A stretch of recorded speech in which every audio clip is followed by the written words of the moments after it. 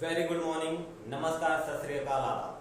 तो हम एग्जाम नगर के चैनल पे आपका एक बार फिर से अभिनंदन है और हम लोग बात करने जा रहे हैं मगध साम्राज्य के पतन के बाद, चंद्रगुप्त मौर्य के शासन के बाद मगध की गद्दी पर जो ब्राह्मण साम्राज्य हुआ। ब्राह्मण साम्राज्य से बिल्कुल आप समझ सकते हैं कि क्षत्रिय की जगह ब्राह्मण ने जब तलवार उठाया तब क्या हुआ और किस तरीके से शासन व्यवस्था चली और कितने राज्यों पर इन्होंने विजय प्राप्त किया। आज हम वही बात करने जा रहे हैं ब्राह्मण साम्राज्य की, जो कि संबंधित है मगध साम्राज्य से। और ब्राह्मण साम्राज्य के अंतर्गत 3 वंश आते हैं, शुंग वंश, कण्व वंश और सातवाहन वंश। तो बिल्कुल ध्यान से बस 10 मिनट आपको समय देना है और 10 मिनट में करेंगे हम लोग ज्ञान की प्राप्ति।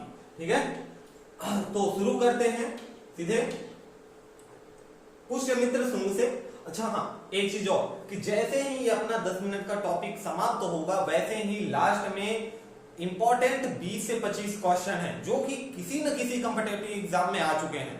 ठीक, उन्हें ढूंढ के निकाला गया है। तो आप बिल्कुल, अगर आप ये पुष्यमित्र शुंग वंश, कण्व वंश और सातवाहन वंश के बारे में पढ़ चुके हैं तो आप सीधे क्वेश्चन पे जाके उसे सॉल्व कर सकते हैं। अन्यथा थोड़ी सी कहानी है, चलते हैं, देखते हैं। शुंग वंश को स्टार्ट करने से पहले थोड़ा सा ओवरव्यू डाल लेते हैं पुष्यमित्र शुंग पर, और जो जो इंपॉर्टेंट पॉइंट होगा उसको हम लोग क्लिक करते चलेंगे। ठीक है, हमने आपके लिए कुछ इस तरीके का कोशिश किया है कहानी की तरह लेके चलने का, और बस इंपॉर्टेंट पॉइंट को नोट डाउन करना है। तो पुष्यमित्र शुंग जिसने मगध पर शुंग वंश की क्या रखी, नींव रखी। अब यहां से क्वेश्चन बनता है कि मगध पर शुंग वंश की नींव किसने रखी थी? तो पुष्यमित्र शुंग ने। ब्राह्मण जाति का था। किस जाति का था? ब्राह्मण जाति का था। ठीक है, पुष्यमित्र शुंग वंश की स्थापना करने से पहले पुष्यमित्र शुंग मौर्य साम्राज्य के सेनापति थे। ध्यान देने वाली बात क्या, हमने पहले ही बात की, मौर्य साम्राज्य का पतन होता है, उसके बाद आपका ब्राह्मण साम्राज्य शुरू होता है। तो ब्राह्मण साम्राज्य में पहला जो शुंग वंश था, शुंग वंश का संस्थापक पुष्यमित्र शुंग, ब्राह्मण जाति का, वो पहले सेनापति था मौर्य साम्राज्य का। और 185 ईसा पूर्व यानी बीसी, बिफोर क्राइस्ट, ठीक है, ईसा पूर्व में शुंग ने अंतिम मौर्य सम्राट बृहद्रथ की अहिंसा विरोधी नीतियों के कारण उसका वध स्वयं को राजा घोषित कर दिया। यहां समझने वाली बात है क्या कि 2 क्वेश्चन बन के आ रहा है। पुष्यमित्र शुंग ने किसकी हत्या करके शुंग वंश की स्थापना की? तो बृहद्रथ की हत्या करके स्थापना की। ठीक है, और दूसरी बात क्या कि मौर्य साम्राज्य का अंतिम शासक कौन था? तो बृहद्रथ मौर्य साम्राज्य का अंतिम शासक था।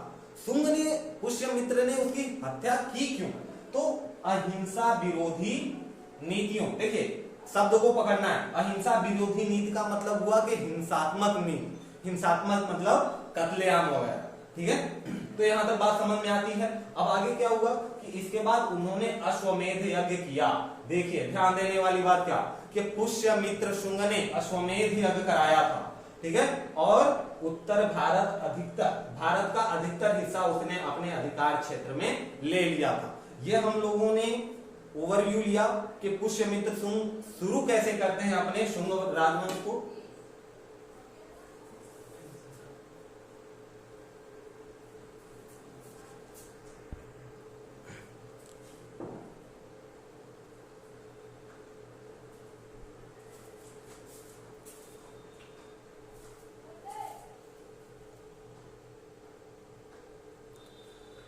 बात कर लेते हैं जरा शुंग वंश।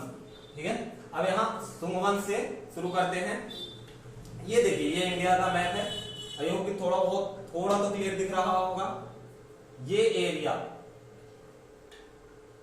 ये रहा है शुंग वंश का एरिया इतना। ये आपका प्यारा भारतवर्ष ऐसे। ठीक है, ये एरिया रहा है शुंग वंश का। कौन सा? आसाम, उड़ीसा वाला, मध्य प्रदेश का कुछ भाग, उत्तर प्रदेश, बिहार होते हुए। ठीक, आगे बढ़ते हैं। अब आते हैं पॉइंट टू पॉइंट बात चलेगी अपनी। पुष्यमित्र शुंग ने बृहद्रथ का वध करके मगध पर शुंग वंश की नींव डाली। ये हमने पहले ही बात कर ली। ब्राह्मण जाति का था, ये भी क्लियर हो गया। अब यहां देखिए एक पॉइंट है क्या कि राजधानी को कहां स्थापित किया गया? विदिशा। शुंग वंशों ने अपनी राजधानी को, शुंग शासकों ने राजधानी को कहां स्थापित किया? विदिशा में। और एक और बात कि इंडो यूनानी शासक मिनांडर को पुष्यमित्र शुंग ने पराजित किया था। ठीक है, ये क्वेश्चन आ चुका है किसी एग्जाम में कि मिनांडर को किसने पराजित किया था? तो पुष्यमित्र शुंग ने मिनांडर को पराजित किया था और यूनानी शासक था, इंडो यूनानी शासक था मिनांडर। ठीक है, यह है राजसूय यज्ञ और ये रहा आपका अश्वमेध यज्ञ। अश्वमेध यज्ञ 2 बार कराया था। देखिए, पुष्यमित्र शुंग ने 2 बार अश्वमेध कराया था और यहाँ पे जो इंपॉर्टेंट नाम है वो है पतंजलि का। पतंजलि के नाम से सभी लोग वाकिफ हैं और खास तौर से बाबा रामदेव की वजह से तो और ज्यादा बच्चे जानते हैं पतंजलि को। ठीक है, तो पतंजलि ऋषि ने 2 बार अश्वमेध 2 बार कराया था पुष्यमित्र शुंग ने, इसके लिए पतंजलि ने अश्वमेध कराया, पतंजलि ने कराया था।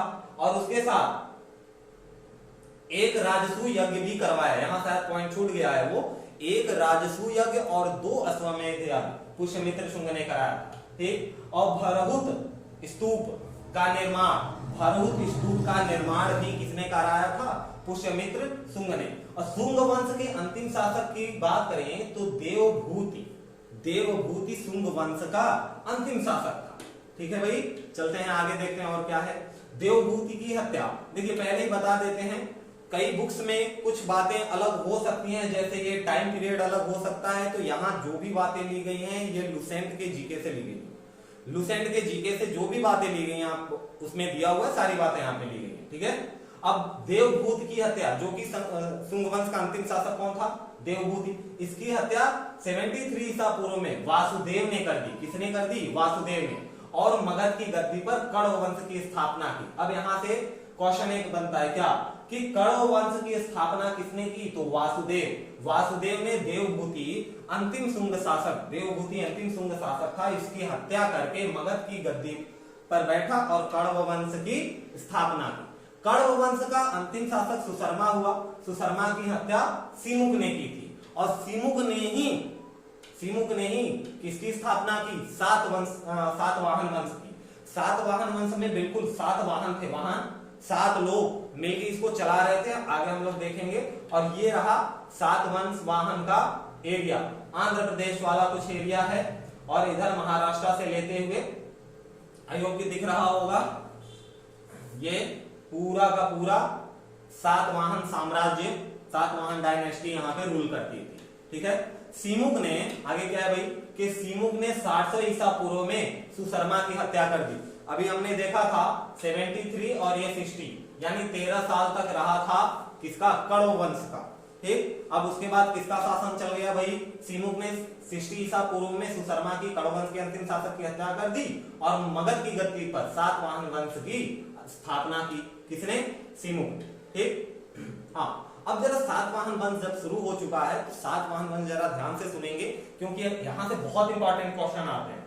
ठीक है, क्योंकि ये वंश भी कई और दूसरे वंशों में बटा हुआ था। खैर, देखते हैं आगे। सातवाहन वंश जिसको हम आंध्र वंश भी कहते हैं, ध्यान रखेंगे, सातवाहन का दूसरा नाम है आंध्र वंश। शासकों ने अपनी राजधानी प्रतिष्ठा में स्थापित की। प्रतिष्ठा कहां है भाई? आंध्र प्रदेश के औरंगाबाद जिले में है क्या? प्रतिष्ठा। ठीक है, इसके पहले कहां थी? मगध की राजधानी कहां थी? विदिशा में।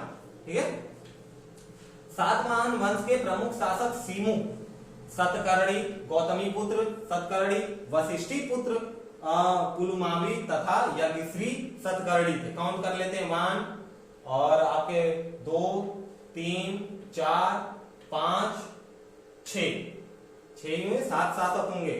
सीमुक, सतकर्णी, 2 3 4 5 6, एक और शासक हैं, शायद नाम छूट रखा है उनका, देख लेते हैं आगे। सतकर्णी ने 2 अश्वमेध और 1 राजसूय यज्ञ किए। सतकर्णी ने कितने? 2 अश्वमेध यज्ञ और 1 राजसूय यज्ञ किए थे। और सातवाहन शासकों के समय में प्रसिद्ध साहित्यकार हाल एवं गुणाढ़ थे। ये पॉइंट देखिए, नोट करने वाली है, यहां से क्वेश्चन भी बन चुका है। क्या क्वेश्चन बना है कि हाल ने किस पुस्तक की रचना की थी? तो हाल ने गाथा सप्तशतक गाथा सप्तशतक की रचना किसने की थी? हाल ने। और गुणाढ़ ने किसकी रचना की थी भाई? तो गुणाढ़ ने बृहत कथा की नामक पुस्तक की रचना की थी। ये दो नाम याद रखेंगे, हाल ने गाथा शतक और गुणाढ़ ने बृहत कथा की रचना की थी। ठीक है। सातवाहन शासकों ने चांदी, तांबे और सीसा, पोटीन और कांसे की मुद्राओं का प्रचलन किया था। यहाँ पे नोट करने वाली पॉइंट क्या है कि सातवाहन शासकों ने मुद्राओं का प्रचलन किया। और किन मुद्राओं का प्रचलन किया? चांदी, तांबे, सीसा और पोटीन। पोटीन ये नाम याद रखेंगे, पोटीन। क्लियर हुई बात? ये देखिए, ये मुद्रा है सातवाहन साम्राज्य के समय की। अब यहाँ पे एक और पॉइंट आता है कि ब्राह्मणों को भूमि अनुदान। भूमि अनुदान का मतलब हुआ वो भूमि जो दान में दे दी जाती थी। राजा कभी खुश हुए किसी बात को लेके और उन्होंने भूमि को दान में दे दिया, उसको अनुदान वाली भूमि कहा जाता था। आरंभ कर दिया, ठीक, बाद में आगे चल के बंद हो जाता है दूसरे साम्राज्य में, वो हम देखेंगे। सातवाहनों की भाषा प्राकृत और ब्राह्मी थी। लिपि, भाषा तो प्राकृत थी, भाषा प्राकृत थी, लेकिन लिपि कौन सी थी? ब्राह्मी थी। सातवाहनों का समाज मातृत्व सत्तात्मक था। मातृत्व सत्तात्मक मतलब ये होता है, जैसे पितृ सत्तात्मक का मतलब ये हुआ कि पिता की संपत्ति पुत्र को मिलेगी, पिता का नाम पुत्र को मिलेगा। वैसे ही मातृत्व का मतलब ये हुआ कि माता का नाम, माता की संपत्ति, जैसे आपका साउथ में चलता है, साउथ पोर्शन में यही चलता है कि जो भी संपत्ति होती है दक्षिण भारत में, उत्तर भारत में पिता की संपत्ति पुत्र को मिलती है, लेकिन दक्षिण भारत में माता की संपत्ति उसके पुत्री को मिलती है, और ऐसे ही चलता जाता है। खैर, मातृत्व सत्तात्मक थी। और क्या था? सातवाहनों की महत्वपूर्ण स्थापत्य कृतियां, ये याद रखना है, स्थापत्य कृतियां, अजंता और एलोरा की गुफाएं और कार्ले का चैत्य, कार्ले का चैत्य और अजंता और एलोरा की गुफाओं का निर्माण एवं अमरावती कला का विकास। कौन सी कला का विकास? अमरावती कला का विकास। तो आप कह सकते हैं कि अमरावती कला का विकास सातवाहन शासक के समय काल में हुआ था। ठीक है भाई, आगे बढ़े। सातकर्णी एवं अन्य सभी सातवाहन शासक दक्षिणापथ के स्वामी कहे जाते थे। सातवाहन राज्य के उत्तर और दक्षिण भारत के बीच में सेतु का निर्माण किया। इस चीज का ध्यान रखेंगे, बीच में किसका निर्माण किया? सेतु। सेतु का मतलब क्या होता है? पुल होता है, पर्यायवाची है सेतु, पुल का। ठीक है, यानी ये उत्तर भारत और दक्षिण भारत को जोड़ने का काम किए। सेतु का मतलब यही हुआ कि इन्होंने कल्चर से हो या फिर व्यापार से संबंधित हो या किसी भी प्रकार से संबंधित कोई बात हो तो जोड़ने का, सेतु का काम किया था। यह गुफाओं का के अंदर का चित्र है, अजंता एलोरा की गुफाओं का चित्र, उस समय की ईसा पूर्व की बातें हैं ये सब। अब आते हैं इंपॉर्टेंट क्वेश्चन पे। ठीक है भाई, अब शुरू करते हैं क्वेश्चन। तो अंतिम मौर्य सम्राट बृहदत्त की हत्या कर किसने शुंग वंश की स्थापना की? बहुत अच्छे, पुष्यमित्र शुंग ने। कब की थी? 185 ईसा पूर्व, 185 बीसी में, 185 ईसा पूर्व में। ठीक है, दूसरा क्वेश्चन, पुष्यमित्र शुंग मौर्य सम्राट बृहदत्त की राजकीय सेना में किस पद पर था? तो आपको पता है क्या था? सेनापति था। और बृहदत्त के अहिंसा विरोधी नीतियों के खिलाफ था, जिसकी वजह से उसने उसकी हत्या कर दी थी। किसने? पुष्यमित्र शुंग ने। कण्व वंश का संस्थापक कौन था? तो आंसर आपको पता है, वासुदेव। ठीक है, वासुदेव। और सीमुख सातवाहन वंश का संस्थापक, आंध्र सातवाहन भी जिसे कहते हैं। सातवाहनों ने पहले किसके अधीन स्थानीय अधिकारियों के रूप में काम किया था? मौर्य के अधीन। देखिए, मौर्यों के अधीन। ये जो सातवाहन वंश थे, जब मौर्य साम्राज्य टूट के बिखर गया और आपका शुंग वंश और कण्व वंश आया, जब मौर्य साम्राज्य टूटा तभी सातवाहन पहले मौर्य साम्राज्य के अधीन थे। लेकिन जब मौर्य साम्राज्य टूटा तो महाराष्ट्र वाले इलाके में इन लोगों ने अपने आप को स्वतंत्र घोषित कर दिया था। ठीक है, और तब से उसी के आधार पर यहां बोला जा रहा है कि ये मौर्यों के अधीन थे। ठीक, अगला पॉइंट क्या है कि सातवाहनों के समय में मुद्रा सर्वाधिक किस धातु की बनी थी? तो यहां आंसर दिख रहा है आपको। हाँ, मुद्रा प्रचलित थी किसकी? चांदी की प्रचलित थी, और सीसा, और एक और था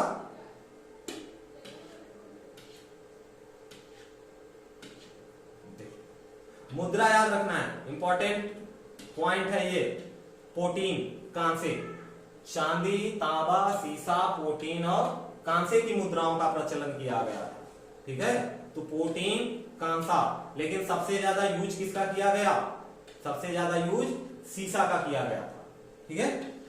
अब आते हैं अगले क्वेश्चन की तरफ। किस वंश के शासकों ने ब्राह्मणों एवं बौद्ध के भिक्षुकों को कर मुक्त भूमि या गांव भूमि अनुदान देने की भाई अभी अभी आपने पढ़ा था क्या कि सातवाहन शासकों ने ब्राह्मणों को भूमि अनुदान देने की प्रथा आरंभ की थी, और वही बात है, ब्राह्मणों और बौद्ध भिक्षुओं को कर मुक्त भूमि कर दिया। वो भूमि जिसपे कोई कर नहीं लगेगा, वो खेती करें चाहे किसी और को दे दे, कोई दिक्कत नहीं। अगला सवाल, सातवाहनों के आरंभिक दिनों में अपना शासन कहां शुरू किया? महाराष्ट्र। जैसा कि हम लोगों ने पहले ही देखा कि महाराष्ट्र जब मौर्य साम्राज्य बिखरता है तो सातवाहन साम्राज्य अपने आप को, शासक अपने आप को स्वतंत्र घोषित कर लेते हैं, और महाराष्ट्र वाले इलाके में जो कि उनका साम्राज्य चलता रहता है पहले से, वहां पे ये अपना स्वतंत्र शासन चलाने लगते हैं। सातवाहन राज्य की राजधानी कहां थी? तो पैठन, प्रतिष्ठा। कहां थी भाई? पैठन में, या इसी का दूसरा नाम है प्रतिष्ठा, और ज्यादातर एग्जाम में प्रतिष्ठा पूछा गया है, एक दो बार पूछा जा चुका है प्रतिष्ठा, ठीक है। 10वां क्वेश्चन है हमारा, किस सातवाहन नरेश ने गाथा सप्तशी नामक महत्वपूर्ण किसकी रचना की थी? तो हाल, ये हमने देखा था, दो राइटर हुए थे, हाल और एक कौन था? कौन था भाई? बताइए जरा, अभी पढ़ा है, कमेंट में बताइए। सातवाहन शासकों की राजकीय भाषा क्या थी? प्राकृत थी, और लिपि क्या थी? ब्राह्मी थी। सातवाहन शासकों की भाषा प्राकृत और लिपि ब्राह्मी थी। मौर्यों के बाद दक्षिण भारत में सबसे प्रभावशाली राज्य किस वंश का हुआ? सातवाहन, ठीक है। शुंग वंश के बाद किस वंश ने भारत पर राज किया? कण्व वंश। प्राचीन भारत का महान व्याकरण पतंजलि किसका समकालीन था? पुष्यमित्र शुंग। देखिए यहाँ पे बहुत अच्छा क्वेश्चन है कि पतंजलि किसके समकालीन थे? पतंजलि पुष्यमित्र शुंग के समकालीन थे। और आपसे पूछा जाए या कोई पूछ ले कि पतंजलि कब रहे होंगे, किस सन में, तो आप कह सकते हैं कि लगभग 200 बीसी। अभी आपने देखा था ना 185 बीसी, तो लगभग 200 बीसी के समय पतंजलि थे, ठीक है। तभी तो उन्होंने अश्वमेध यज्ञ कराया था, दो, किसका? पुष्यमित्र शुंग का। अगला क्वेश्चन कि सातवाहन नरेश हाल के समकालीन गुणाढ़ ने किस प्राकृत ग्रंथ की रचना की? देखिए बृहद कथा, गुणाढ़ नाम आ गया, जिसका हमने बोला था कमेंट में बताने का, तो आप तो याद रहेगा, दो थे, हाल थे और गुणाढ़ थे। हाल ने किसकी? गाथा की रचना की थी, और गुणाढ़ ने बृहद कथा, ठीक है। गाथा शब्द सही। शुंग वंश शासकों ने अपनी राजधानी कहां स्थापित की थी? तो विदिशा। शुंग वंश शासकों ने अपनी राजधानी कहां स्थापित की थी भाई? विदिशा में, ठीक है। अगला क्वेश्चन, पुष्यमित्र शुंग ने किससे अश्वमेध कराया? पतंजलि, ये तो याद हो चुका होगा। शुंग वंश का अंतिम शासक कौन था? देवभूत। कण्व वंश का अंतिम राजा कौन था? सुशर्मा। सुशर्मा की हत्या कर दी गई थी, हाँ, हराकर वासुदेव ने रखा था ना, नहीं, सतकर्णी ने। सातवाहन शासकों की लिपि क्या थी? तो ब्राह्मी लिपि थी, भाषा प्राकृत थी, पहले ही हमने देख लिया। सातवाहनों का समाज कैसा था?